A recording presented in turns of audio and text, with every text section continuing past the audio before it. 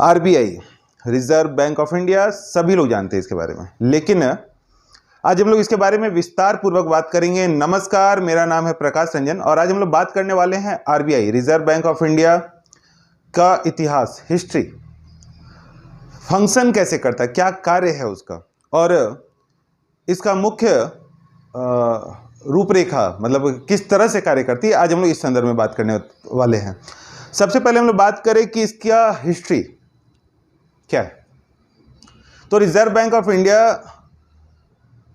Act 1934 में British सभा में उसके वैधानिक टीम के द्वारा इसको पारित किया गया था और इसमें बाबा साहब अंबेडकर की बहुत बड़ी भूमिका है, क्योंकि उन्होंने द प्रॉब्लम ऑफ रूपी में के माध्यम से लगातार उनको यह अवगत कराया और सभा में भी इस बात को लाया कि जो इंडिया है उसमें जो पैसे को लेकर क्या समस्या है और क्या प्रॉब्लम है। तो आरबीआई एक्ट 1934 में ब्रिटिश सभा में उसको पारित किया गया और 1935 में 1935 में इसकी स्थापना हुई।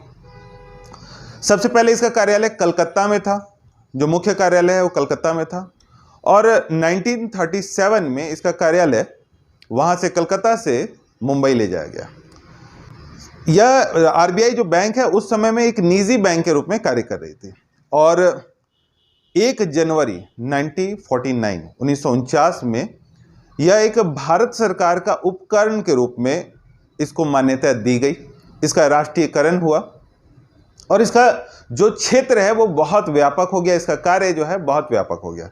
तो और उस समय से लगातार ये कार्य कर रही है। एक बीच में एक बहुत इंपॉर्टेंट फैसला इनके द्वारा, एक महत्वपूर्ण फैसला इनके द्वारा आया था 31 मार्च 2014 को, जिस समय आरबीआई को हर गांव तक, एक छोटे छोटे बच्चे तक जो है ना, इसको सुनने को मिला कि भाई वो पुराना नोट को बंद करे, नए नोट जारी करे। मतलब 2005 के बाद का जो भी नोट था उसको वो बंद कर दिया और 31 मार्च 2014 से पहले तक का सारा नोट को वो बंद कर दिए कि वो नोट अब से नहीं चलेगा, आप आके बैंक में उसको चेंज कर लीजिए।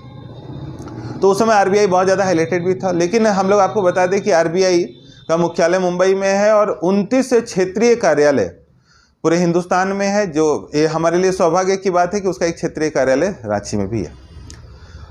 किस तरह से कार्य करता है, तो उसका एक गवर्नर होता है, आरबीआई के एक गवर्नर होंगे जिनका जो है कार्यकाल 4 वर्षों का होगा। हम लोग नोट में हमेशा देखते हैं गवर्नर का साइन होता है, तो वो हम उसी गवर्नर की बात कर रहे हैं। और 4 उप गवर्नर होंगे, 10 निर्देशक होंगे और एक सरकारी कर्मचारी होंगे। 10 निर्देशक कैसे होंगे, जो सरकारी विभाग के अलग अलग क्षेत्र के, विभाग भी बोल सकते हैं, क्षेत्र भी बोल सकते हैं, अलग अलग क्षेत्र से उनका चुनाव होकर वो आएंगे। इसका मुख्य कारण यह है कि रिजर्व बैंक ऑफ इंडिया अर्थव्यवस्था को नियंत्रण करने का भी कार्य करती है। तो अर्थव्यवस्था को नियंत्रित हम तभी कर सकते हैं जब हर क्षेत्र के लोग हमसे जुड़े हुए होंगे, और हर क्षेत्र के लोग जब हमारे साथ जुड़े हुए होंगे तो वो अपनी समस्याएं से हमको अवगत कराएंगे और उस समस्याएं का निवारण इस बैठक में की जा सके, इसलिए वो अलग अलग क्षेत्र से रहते हैं। क्षेत्रीय कार्यालय में 4 निर्देशक होते हैं जो अलग अलग क्षेत्र से होते हैं। इनका मुख्य कार्य क्या है? सबसे पहले तो वीडियो चूंकि सामान्य लोग भी देख रहे हैं तो हम लोग उनके नज़रिए से पहले बात करते हैं। सबसे पहला इनका काम है मुद्रा जारी करना। मुद्रा मतलब नोट, सिक्का, सभी कुछ है। उसका जारी करने का कार्य, उसको निर्गित करने का कार्य कौन कर रहा है? Reserve bank of India. इसलिए आप पढ़ते होंगे नोट में, सिक्का में, नोट में आपको मिलता होगा कि मैं वचन देता हूँ। मतलब रिजर्व बैंक ऑफ इंडिया ही उसके लिए आपको प्रॉमिस करता है कि जो पैसा आपके पास है, जो नोट आपके पास है, उसका जो है उतना ही पैसे का मैं आपको वचन देता हूं। आपके पास 1000 का नोट है तो 1000 नोट का वचन कौन दे रहा है आपको? रिजर्व बैंक ऑफ इंडिया दे रहा है। तो वो आरबीआई इसका काम करता है कि वो नोट को जारी करता है, सिक्का को जारी करता है। दूसरा, विनिमय। अगर हम नोट और सिक्का को जारी कर लिए हैं तो उसका विनिमय करने का कार्य कौन करेगा? रिजर्व बैंक ऑफ इंडिया कर रहा है। अगर कोई नोट और सिक्का खराब हो जा रहा है तो उसको नष्ट करके दोबारा जो है नया नोट और सिक्का जारी करने का कार्य कौन कर रहा है? रिजर्व बैंक ऑफ इंडिया कर रहा है। क्या ये दूसरे बैंक को भी यह अधिकार है? जी नहीं, यह अधिकार भारत में सिर्फ रिजर्व बैंक ऑफ इंडिया को है, इसलिए यह बहुत ही ज्यादा महत्वपूर्ण हो जाता है। कार्य कैसे कर रहा है रिजर्व बैंक ऑफ इंडिया? सबसे पहले योजना बना रही है, मुद्रा की नीति, मुद्रा नीति हम लोग बोल रहे हैं, मुद्रा की नीति तैयार करें कि मुद्रा की नीति, अगर मुद्रा कम और ज़्यादा अगर हो जाता है तो हम लोग मुद्रास्फीति के बारे में जानते हैं। मुद्रास्फीति अगर हो जाती है तो पैसे का वैल्यू बहुत कम हो जाएगा। पता चलेगा एक गुपचुप खाने के लिए हमको बहुत पैसा लग रहा है, 100 रुपया लेकर हमको एक गुपचुप खाना पड़ रहा है। मतलब पैसे का कंट्रोल करने का कार्य किसका है? रिजर्व बैंक ऑफ इंडिया का है। तो सबसे पहले वो क्या करते हैं? मुद्रा के लिए योजना नीति तैयार करती है, उसको क्रियान्वित करती है और उस पर नियंत्रण करती है। नियंत्रण वर्ड में बहुत सारा चीज हम लोग लगातार सुनने को मिलता है और उसमें एक शब्द बार बार आजकल हम लोग को सुनने को मिलता है, काला धन। मतलब कहीं पैसा को जमा करके, संचय करके पैसा को कहीं इकट्ठा तो नहीं किया जा रहा है, पैसा कहीं कोई रख तो नहीं ले रहा है। क्योंकि अगर किसी के पास बहुत ज़्यादा पैसा होगा तो स्वाभाविक है कि बाजार में पैसा का जो नंबरिंग है, जो उसका जो होना चाहिए, जो जितना हमको ज़रूरत है, क्योंकि पब्लिक को जितना पैसा चाहिए अगर उतना नहीं है, मान लेते हैं हमको चाहिए कि बैंक में मेरे पास पैसा है 1 करोड़ और हमको उसमें से 50,000 रुपये की आवश्यकता है, लेकिन नोट है ही नहीं बाजार में, तो नोट मिलेगा कैसे? क्योंकि बैंक को तो नोट जारी करना नहीं है, जारी तो रिजर्व बैंक ऑफ इंडिया करना है। तो नियंत्रण करने का कार्य भी रिजर्व बैंक ऑफ इंडिया करिए कि पैसे के कालाबाजारी ना हो, काला धन जमा ना हो। अर्थव्यवस्था पे नियंत्रण करते हैं। अब हम लोग अर्थव्यवस्था पे आते हैं कि भाई जो रिजर्व बैंक ऑफ इंडिया है वो सेक्शन 21 में उसको यह अधिकार है कि वो भारत सरकार के साथ कोई भी कारोबार कर सकता है।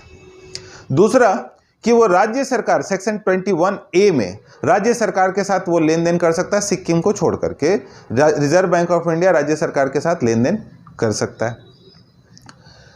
बैंक का संचालन, जितना भी बैंक यहाँ पर चल रहा है, वो बैंक का जो भी लेन देन हो रहा है उसका संचालन, मान लेते हैं कि कोई बैंक आजकल आपको प्रभावित स्कीम देना शुरू कर दे, बोले कि आप पैसा जमा कीजिए, हम आपको 20% ब्याज देंगे, तो उसका भी मिनिमम जो प्रतिशत है वो आरबीआई, मैक्सिमम प्रतिशत भी आरबीआई का जो है तय किया हुआ है। जैसे अगर आपका जो है बचत खाता है उसमें अगर मैक्सिमम 4% हम दे सकते हैं, तो अगर कोई बैंक 5% बोल रहा है तो वो गलत बोल रहा है, क्योंकि रिजर्व बैंक के गाइडलाइन में वो आपको आराम से गूगल में मिल जाता है, नेट पर जाकर आप देख सकते हैं कि अभी जो मैक्सिमम रेट ऑफ इंटरेस्ट है लेन देन का, मिनिमम देने का जो इंटरेस्ट है वो मिनिमम है, लेने का इंटरेस्ट जो है वो मैक्सिमम है, वो कितना हो सकता है? उससे ज़्यादा अगर कोई भी बैंक इसकी घोषणा करती है तो वो गलत होगा और आरबीआई में आप उसका कंप्लेन भी कर सकते हैं। तो रिजर्व बैंक ऑफ इंडिया का काम क्या है कि सभी बैंकों पर नियंत्रण करना, कि जो बैंक कार्य कर रही है, जो योजनाएं ला रही है, जो उनका कार्य करने की शैली है वो सही है या नहीं है। क्योंकि जो भी अर्थव्यवस्था है वो कहीं ना कहीं बैंक से जुड़ा हुआ है, वो बैंक के साथ ही उस अर्थव्यवस्था का संचालन किया जा रहा है। और अगर वो सही तरीके से संचालन ना हो, लोगों का उस पे से विश्वास हट जाए, पैसे से विश्वास हट जाए, लोग बोले हम बैंक में पैसा जमा ही नहीं करेंगे, हमारा विश्वास ही नहीं है कि बैंक में पैसा अगर हम जमा करेंगे तो हमको रिटर्न मिलेगा या नहीं मिलेगा। इस रूप में अभी बहुत व्यापक कदम उठाते हुए बहुत सारे बैंकों को नेशनलाइज किया गया, बहुत सारे लोगों को जो है 2 बैंक 3 बैंक को जोड़ करके एक बैंक का निर्माण किया गया, क्योंकि उनको सर्विसेज भी मिल सके। जो पैसा हम दे रहे हैं, जिस उद्देश्य से दे रहे हैं, पैसे का लेन देन हमारा मुख्य उद्देश्य है कि हम पैसा दे रहे हैं सुरक्षा के दृष्टिकोण से, उसमें बचत के दृष्टिकोण से और उसका ब्याज के दृष्टिकोण से।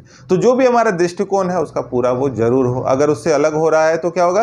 पब्लिक का उस पर से विश्वास हट जाएगा और वो उस तरह से काम नहीं कर पाएगा। तो मुख्य रूप से रिजर्व बैंक ऑफ इंडिया पैसे से संबंधित संचालन, नियंत्रण, उसको जो है मुद्रण, ये सारा काम जो है रिजर्व बैंक ऑफ इंडिया का है और उनके द्वारा ही पूरे देश भर में इसका संचालन किया जाता है।